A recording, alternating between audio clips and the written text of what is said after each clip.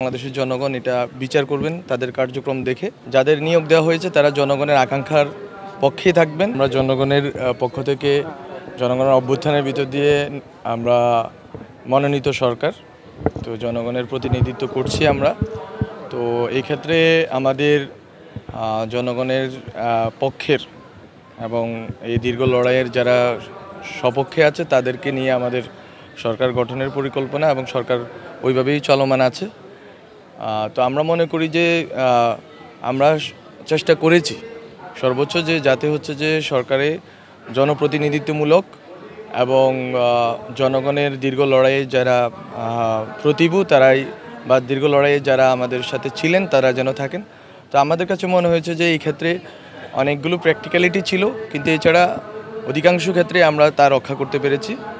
তো এটা আমি মনে করি বাংলাদেশের জনগণ এটা বিচার করবেন তাদের কার্যক্রম দেখে, এবং যদি জনগণের পক্ষ থেকে যদি কোনোভাবে আমরা দেখি যে জনগণের কোনো অসন্তোষ আছে বা জনগণের কোনো অনাগ্রহ আছে তাহলে আমরা এটা খতিয়ে দেখব। কিন্তু আমরা বলতে চাচ্ছি যে আমরা মনে করি যে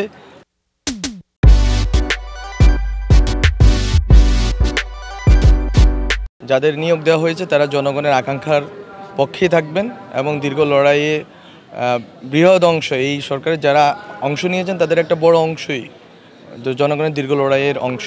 তো আপনারা এই আস্থা রাখতে পারেন যে এই সরকার জনগণের আকাঙ্ক্ষা বাস্তবায়ন করবে এবং যারা নিয়োগপ্রাপ্ত হয়েছেন তারাও এই আকাঙ্ক্ষা বাস্তবায়নের পথে সামিল হবেন।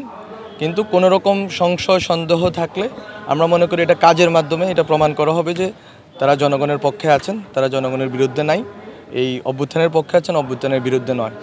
তো এটা জনগণের আমরা পক্ষেই থাকার চেষ্টা করব এবং জনগণের উপরেই বিচারটা ছেড়ে দিব। আপনারা দেখেছেন যে আমাদের আসিফ মাহমুদ সজীব ভুইয়া উনি LGRD মিনিস্ট্রির দায়িত্ব নিয়েছেন। তো উনি এই বিষয়টা আশা করি সরেজমিন দেখবেন এবং আপনারা আস্থা রাখতে পারেন যে উনি এই জিনিসটাকে এক্সপেডাইট করতে উনি খুব ভালো ভূমিকা রাখবেন। আশা করি আপনারা সামনের দিনগুলোতে খুব ভালো ভূমিকা দেখবেন। মাঠ প্রশাসন সক্রিয় হবে এবং ওর নির্দেশনা এবং নেতৃত্বে আশা করি যে আপনারা দেখবেন যে এটা সচল আছে এবং আপনারা ওই সহযোগিতাটুকু পাবেন।